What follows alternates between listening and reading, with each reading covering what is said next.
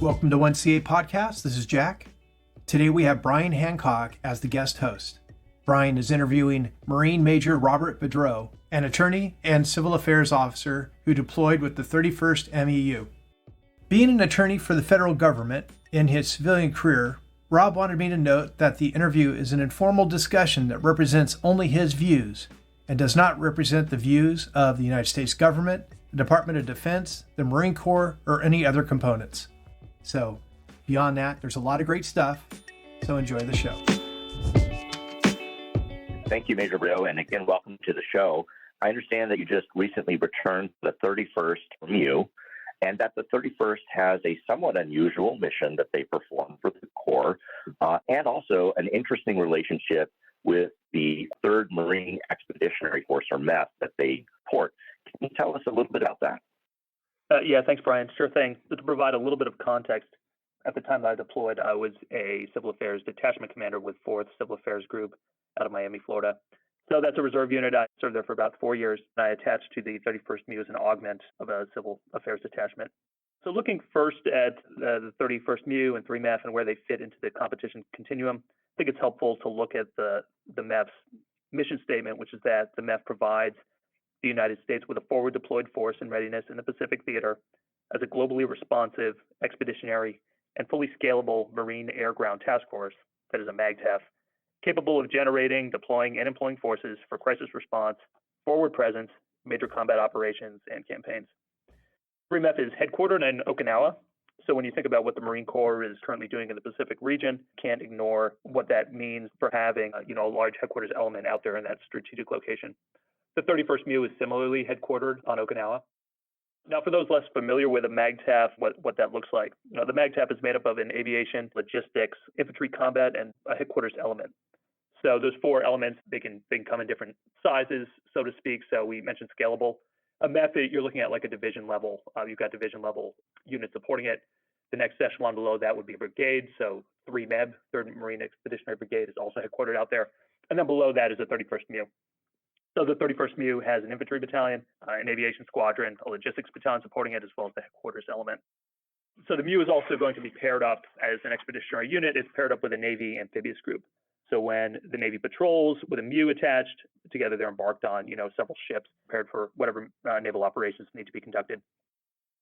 So typically a MEF has 3 subordinate MEUs and runs at a really high tempo. So whereas the other MEUs typically go through a 1-year period of workup, patrol, the 31st MEU does it every 6 months. So you're talking really compressed timelines to get the MEU to integrate with the Navy, presence and activity within the Pacific. So whether that means partnering with the Japanese self-defense forces to conduct training, or engaging in humanitarian operations in response to tropical storms, or participating in joint and multinational exercises, as some examples, the 31st MEU is always ready to execute whatever mission is called for in the moment. Now, looking a little bit more at the 31st MEU and how it views itself, it considers itself the premier crisis response force in the Pacific. Its motto is ready, partnered, and lethal, which I think summarizes pretty much what they're trying to accomplish and how they view their strategic importance in the world. So thinking about that phrase, ready, partnered, and lethal, I think there's a lot you can unpack as to how the MEU ties into the national security strategy, and as that trickles down through the defense strategy, the Indo-Pacific strategy. And the MEU is really the tactical translation of what the objectives in those strategies looks like. So as we think about what the competition landscape looks like, and what it means not just for the Marine Corps, but for the United States to maintain that persistent forward presence, to build credibility in the region as a partner of choice, and to be ready as a crisis response force, the 31st MEU is really the tip of the spear for the Marine Corps. Thanks for that, Major Boudreau. A fascinating mission, and that persistent forward presence of the 31st MEU puts them in an ideal position to, I would suspect, manage the increasing number of worldwide crises and national disasters we're having that are resulting in humanitarian assistance, disaster relief. We could obviously drop the 82nd by air very quickly, but if we drop those Army forces in there as opposed to the Marines off the MEU, they would suck resources out of the limited resources available in a crisis, whereas the MEU can leave the ship, do good work, not drain resources, and then return to the ship. So that is an increasingly critical mission that you've been part of. Can you tell us a little bit about your specific role in that mission, as well as how you prepared in that workup for the mission? Yeah, absolutely. I'll break down the two parts of that and first talk about what the civil affairs mission was. So within the MEU, in the I'll call it a little bit informal because civil affairs is kind of a bolt-on capability in many ways. But where we shook out is we became part of the S3 operations section, and then specifically we fell inside the operations in the information environment, the OIE cell. So any effects that we sought to achieve were coordinated with the lead OIE planner. On my patrol, we had a major who was chopped over to us from 3 MIG. That's the Marine Information Group that sits in Okinawa and supports 3MEF. And then within the OIE cell, we also had our public affairs folks, or as the Marine Corps has rebranded it, strategic communications or ComStrat. So we had our public affairs team, as well as a technical information operations officer and a psychological operations team as well. So when we embarked, that was our unit, and everything that we were looking to accomplish would go directly into the operations section, and that's how we'd integrate across the MAGTF. In addition, we also had a Space Marine. Yes, those exist. We had a Space Marine come and augment us when we were underway from Space Force. So looking at the 31st MEU's mission, and particularly where we think civil affairs has a fit into the competition context, I knew that I'd be wearing two hats. Thinking about readiness, a major focus of the 31st MEU is to certify every embarking subordinate unit in the ability to conduct the MEU's mission essential tasks. So what that meant in practical terms for me is that I had to be ready to be a utility player. So within the operations section, I wore two hats. I was both the lead civil affairs planner as well as the current OPSO to a large extent. As the current OPSO, I had to maintain a focus on training, on operations in a short window, who need to be where we had folks located, what we need to support, et cetera. And then as the civil affairs planner, I was also responsible for, keeping an eye on the world, coordinating with other units in the area, USAID, other folks, things that were going on in the civil environment, and making sure that those considerations were integrated in all aspects of planning, executing, both in terms of actually going on the patrol as well as training. We'll get more into that in a little bit here. So then shifting to the second part of your question about preparing for the deployment. So as many deployments go, there is nothing perfect or ideal about it, but, Semper Gumby, Marines adapt, they work with whatever they've got, and they go after the mission. So while we were called a detachment in the table of organization, realistically, that just meant two packs. So it was me and a sergeant, and that makes up our detachment. So I knew from the start that if we were called on, or as we were called on to execute civil affairs tasks, we'd be really relying on everyone else in the MAGTF, as well as any partners that we were able to coordinate with on the outside to be able to achieve outsized effects. And then another interesting aspect was that I was paired up with a Marine from a different unit. So we didn't have any experience drilling or conducting field exercises, any of that stuff together prior to meeting during pre-deployment training in California. So I was paired with Sergeant Leah Henning. She's an NCO, Civil Affairs Specialist out of 3rd Civil Affairs Group in Great Lakes. And in hindsight, it was actually a terrific match. So Sergeant Henning, like every other Marine, had cross-trained into civil affairs. Her prior specialty was artillery. So she understood effects up until the point of coming into civil affairs. Effects for her were always understood in a kinetic context. So what an artillery round is accomplishing as opposed to what effect is a particular message having on a population group. But through that lens, she was able to integrate well with our PSYOP team, with our OIE folks, looking at achieving effects in the information environment as opposed to the physical environment. Getting more into the specifics of workup, is fairly routine. You're talking going to shooting ranges, talking to the docks, making sure that your damaged or missing gear is taken care of. But the other thing we wanted to do is make sure that we had a good a good transfer of authority with the folks that we were replacing. So not only did we get on Zoom calls with the outgoing civil affairs detachment, I found out who the previous 3 detachment commanders were, going back 3 patrols, and I reached out to every single one of them and said, hey, give me your after action. Let me know what to expect. What are the patterns like in the MEU? What were some of the things you were able to accomplish? Things you left behind? What can I expect? And make sure that I'm integrated both in the battle rhythm and in the real world as we get ready for this patrol. So a lot of information all at once, but I think some parts of it were fairly routine, but other aspects we want to make sure that we left a civil affairs footprint as soon as we got to the MEU. I'd like to dig into the workup just a little bit more in the training. We do that a lot in both the Army and the Marine Corps. We have a number of traditional challenges that I suspect are tracking. And when we go to particularly validate civil affairs capabilities at service level and joint level exercises, these exercises often don't contain a lot of civil affairs content. And typically they lack the analytical strength and staff to model complex civil systems and the resulting mission impacts from fires and maneuver. Did you experience this in your workup? And if so, what did you do about it? In my time at 4th CAG, we went through these same concerns. So the CAG supports tabletop exercises in California, in North Carolina, 2MEF, out there at the training center in San Diego. And as you point out, these are routine problems where there's not necessarily a focus to ensure that civil affairs is hitting their METs. So depending on how many folks we sent to support these kind of exercises, oftentimes we're able to decide what additional training value we're able to achieve on our own. We're not trying to outshine anybody or anything like that. A lot of it is internal and just trying to make our profession work better. But we start building those things in ourselves. So whether it's anticipating possible injects or creating our own internal fragos to create our own civil considerations, those are things that we think about right from the start. So whereas your service level or your joint folks are often focused on achieving battlefield dominance or solving complex logistics problems or, hey, how do we integrate this new capability? We're looking early at, hey, here's where civil affairs is likely to plug in the scenario. Here's, things that we should start anticipating. And let's make this more meaningful for ourselves, even if the MAG tab isn't necessarily thinking in terms of, hey, where is civil affairs going to fit and how do we make sure that those guys are trained up? So to give you a real simple example, as we went through the certification exercises for the MEU to be able to check the box that, hey, they're ready to go out on patrol, the combat league battalion that was with us, CLB 31, they were the lead element to conduct assessments supporting a humanitarian assistance survey team, a HAST, as part of a notional disaster response scenario during one of the certification evolutions. So what the MEU did, and where PA guys take a greater role in this, is we were reaching out. So Nina Kessler, USAID Civil Military Liaison, she works closely with the MEF, with the MEB, with the MEU. We reached out to her and said, hey, would you like to participate in this? Can you help the MEU make this training more realistic? And Nina's fantastic. No matter who she's talking to, within 15 minutes, you just received a mini Jayhawk. Like, what USAID does, what disaster response looks like for the U.S., and now you understand specifically, hey, here's how the military plugs in. The other thing we did was we created our own scenario index. For example, we drafted fragos. You need to anticipate that based on the scenario, there's going to be a displaced person's problem that you're going to have to deal with, whether that's setting up a displaced civilians camp or, considering how this is going to interfere with maneuver or with other disaster response. We had a good relationship working the staff process.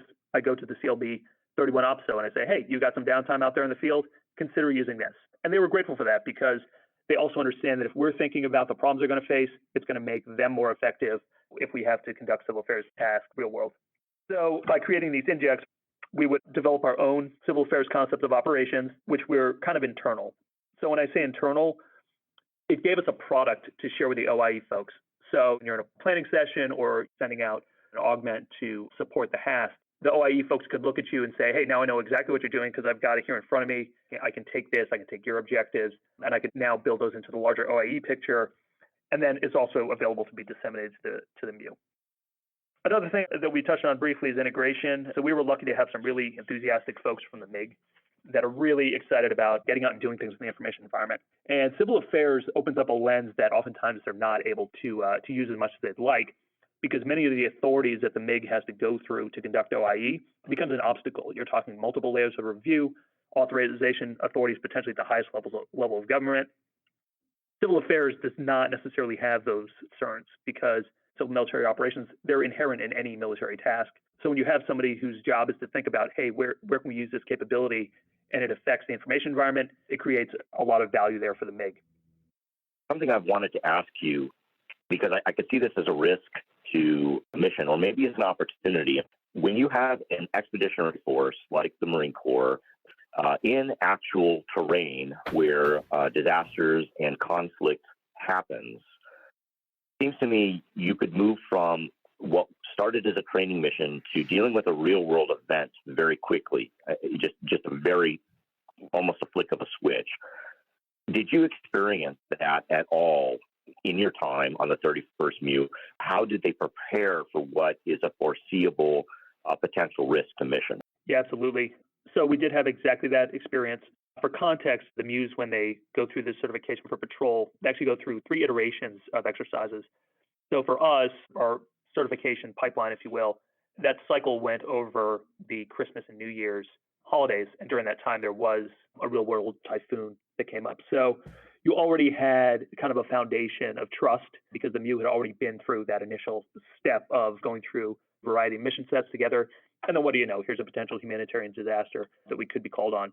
So as you can imagine, it's going to go through the exact same steps you did in training if you did it right. Do we train like we fight or do we fight like we train? Hopefully we're on the right side of that equation. So for us, it was the same thing. We bring in all the staff, all the planning staff, and we go through the R2P2 planning process and start thinking about, hey, who are we going to have to call back? Who's going on leave? Who's not on leave? What is the asset readiness for the squadron? Do we have all of our vehicles ready to go? What does the timeline look like? What's the time, space, distance? How long is it going to take us to get to this particular region? So we work through it just like in training. And we're going to go through all the considerations, fill out the 60, 70, 80% solution, whatever information we have available, go through that and be ready for this potential real world mission, which could interrupt the patrol cycle. But as you point out, that's why we're there, to do the real world stuff. The training gets us there and makes us more ready. But at the end of the day, we're there not just to check the boxes or hit the wickets. Our job is to be ready to respond. Something that comes to my mind, you are likely tracking in 2017, Congress passed the Women, Peace, and Security Act, and later DoD created implementation guidance for that in 2020, and Civil Affairs has a big role in Women, Peace, and Security. Did you do anything or your team do anything with the Women, Peace, and Security lines of effort during the 31st MEU's deployment? And if so, could you share some lessons learned in that area for the rest of the civil affairs community? Absolutely. As you pointed out, Women, Peace, and Security is the framework for approaching vulnerable populations in general. So the Act focuses specifically on women and girls. And the fundamental concept there is that you can't achieve stability anywhere if you ignore the voices of literally half your population. If you cut the women and girls out of the conversation, or you're not protecting their interests, ensuring basic human rights, then you're never going to achieve lasting stability. So the Marine Corps has various military occupations, especially MOS codes. There's additional ones within civil affairs, both for planning, which is an additional course, as well as for being a female engagement officer or a female engagement specialist. So I had been through the training the summer before my deployment to obtain the female engagement officer MOS. So WPS was something that was very familiar to us at Fort CAG, and we had all started thinking about how does this affect our mission? What are the things we should be thinking about? So during our pre-deployment training, me and Sergeant Henning, I actually assisted her with going through the training to get the female engagement specialist MOS, and I also basically laid out as a challenge, like, hey, this is a real cool evolving area of civil affairs. Let's see what we can do to bring this to the MEU and make it part of their mission. So what we did at the MEU is we basically try to find a way to make that part of the typical considerations, but also to make it almost a staff function. So I think what this really plays out is from the example of female engagement teams. As many of our listeners are going to be familiar with, during the War on Terror, the Army, the Marine Corps created what were called female engagement teams. So these were basically tailor-made civil affairs teams that were responsible specifically for going out and talking to females in the village, the moms, the tribal leaders' wives, the girls, teenagers, getting information about trying to find out what additional things are going on that the intelligent folks weren't able to get through traditional means, but also looking specifically at what those needs were that the women were facing that weren't necessarily being understood by military leadership.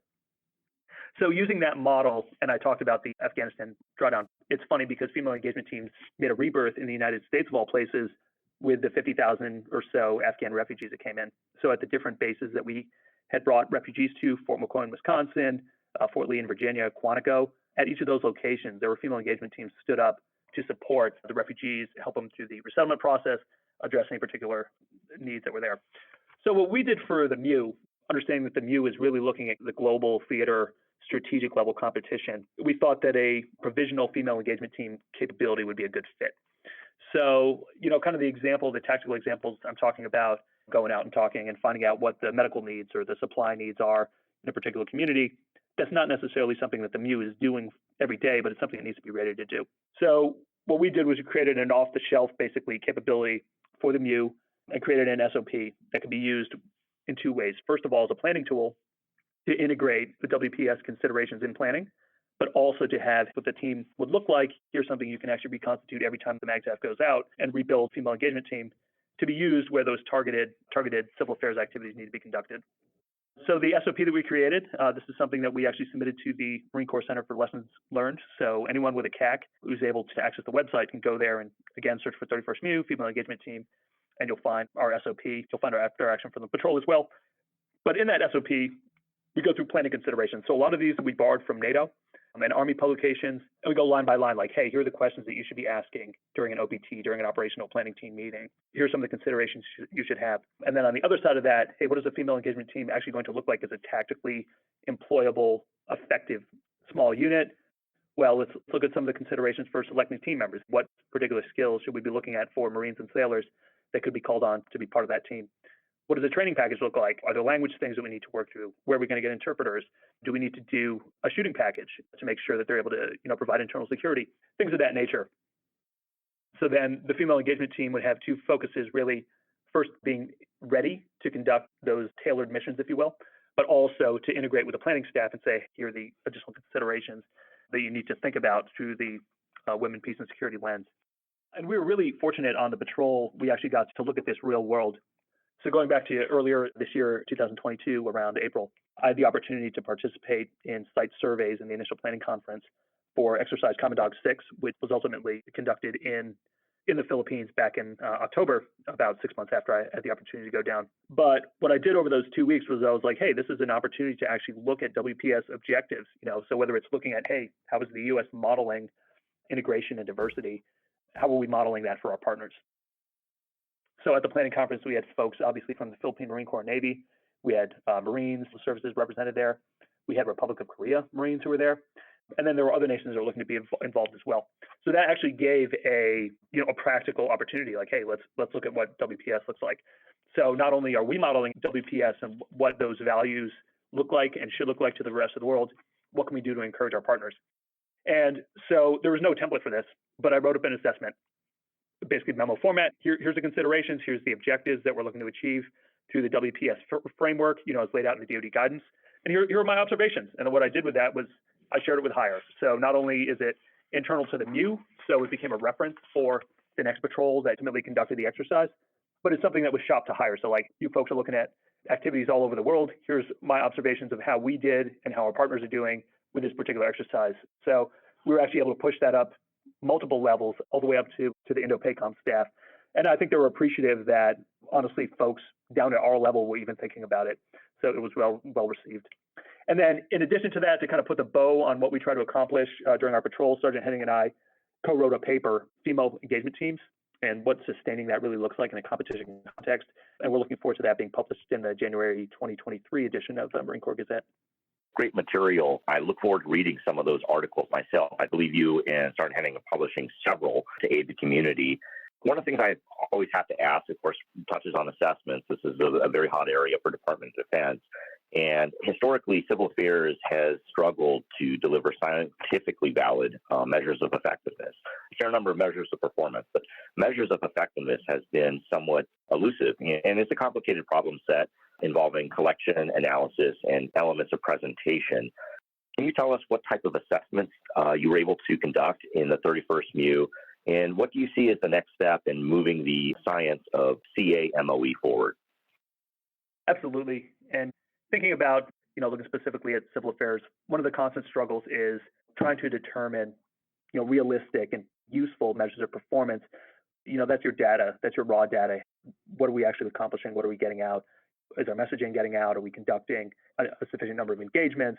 Are we actually doing things that we need to be doing? And then coupled with that is the measures of effectiveness, which feeds into assessments. Like, not only are we doing the tasks that we're ordered to do and we're trying to do effectively, but are we accomplishing the ultimate objective? What is the end state that we're trying to reach? So I think one of the things we always struggle with is, especially with typical deployment cycles, is you're looking at shortened time horizons. So for us, it's a 6-month patrol. What can we realistically expect for particular activities that we're doing? Are we taking the right view of what we're doing and what we can accomplish? When you think about the information environment, you're really talking about influencing hearts and minds. And are we getting folks to understand what we're trying to accomplish? And are they actually coming on board with that, achieving what we wanted to? I think what that translates down to for civil affairs is not just about collecting data, but you need to look at trends over a period of time. When you think about, to give a simple example, taking an assessment framework where you're looking at, did we achieve the objective we were looking to do? Breaking down a problem set, applying a civil affairs lens, and then trying to understand whether you're achieving the objective that you want. Looking at a specific example like bombed out power plants in a particular area. Are we getting electricity online? Are we measuring that in terms of dollars spent? Does the local community get a certain number of kilowatts? pumped out to this particular community. Okay, that's a nice data point, but are we achieving the longer term objectives?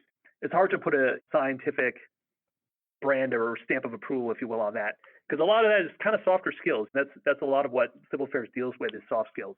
As much as we'd like to use that data analytics driven stuff, sometimes we know what right looks like through experience. Here's how we know we're being effective in this particular area, because our partners invited us back. And a lot of those effects that you're looking at is getting translated up over time to things that have strategic level impacts. So I understand that I'm kind of giving you a shotgun answer to your question, but for us in the civil affairs community, and I think kind of always working through those, fundamentals and making sure that you're capturing what you're doing, turning it over to the folks who replace you, and making sure that information is disseminated, being analyzed, and then pushing it up higher where appropriate. Those are the kind of realistic expectations, I think, from a Marine Corps perspective, trying to make sure that our measures of effectiveness are being met. And then over time, if the process is being followed right, your assessments are going to build off that, where you're going to be able to see, this is what the objective was, here's the exercise timeline, here's the things we were trying to accomplish, hey, here's what this community looks like nowadays, here's what's happening when we want to go and do things there, here's their attitudes, things like that. You got to look at it from a whole of MAGTF, whole of service, every environment, every domain approach. It's going to matter what ComStrat's doing. It's going to matter what our embassy folks are doing. We're going to have to take all that information into account when you're ultimately going through the assessment process and seeing if you've been effective. Assessments are just a very thorny problem, but funding now is often tied with demonstrating return on investment through assessment.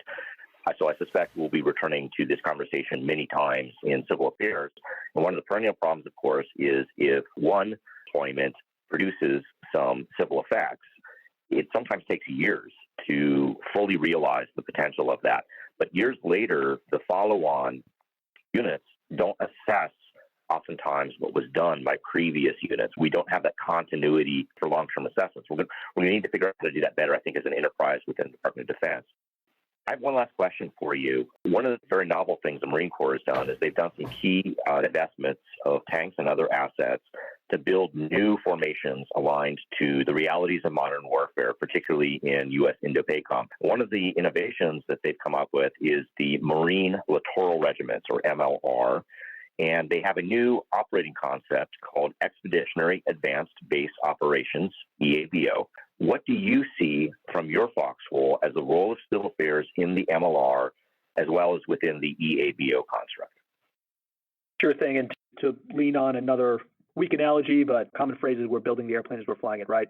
So we have the doctrine. We've got all these things that are coming out, right? The Naval Operating Concept, Force Design 2030, EBO. So yeah, lots of learning going on at all levels of the Marine Corps. Civil affairs, especially recognizing that we have such a tiny footprint. I think the most important thing from my perspective for civil affairs is that the small unit training is where it's going to have kind of an outsized impact. So when you're looking at distributed operations, you're talking about potentially platoon, squad, team-sized elements in diverse locations. How do you make sure that those folks are conducting civil military operations to the extent they need to make themselves more effective? Well, it's going to depend on that small unit trainings. Just to put a fine point on it, I can tell you right now, every infantry battalion out there, every S4 officer, their supply guys are all thinking about, hey, how am I going to get stuff to my guys in the field? What are they going to be kind of left on their own to deal with? And inevitably what that means is that, hey, there's going to be a lot of activity in that civil environment. Do they have the tools that they need? Are they able to interact the way that they need to? Are they getting the information about the civil environment that they need to? So there's a lot of layers on that, and it's going to be tons and tons of really good work that civil affairs folks are going to be able to provide to support those missions as they come up. But in addition to that, it puts an onus on civil affairs folks to make sure that the training is getting out so that we've got a small contingent of civil affairs Marines that can't be everywhere at once. How do I make sure that this specialized capability is being executed and is available to this small unit that's in a distance location that I'm not able to get to right away? So I think there's three kind of legs to this. First of all, you've got your preparation of the battle space, right? You've got IPB, intelligence prep. Well, feeding into that is your civil prep of the battle space. So thinking about who are the players in the area? What are the people groups? What are the languages? What does the economy look like? What are those really important factors that are going to matter to distributed units? What do they need to be ready for? So that's step one, is not only are they going to get the brief from the two, but we need to make sure that civil affairs, civil considerations are being built into that product, into that information as it's disseminated. On top of that, we want to make sure that people are understanding civil military operation tasking. So just because you're sending a team out to do whatever mission that may have kinetic aspects, You also need to be aware that they're in a civil environment. Now it's on that small unit leader to understand what civil affairs tasks he may be required to accomplish.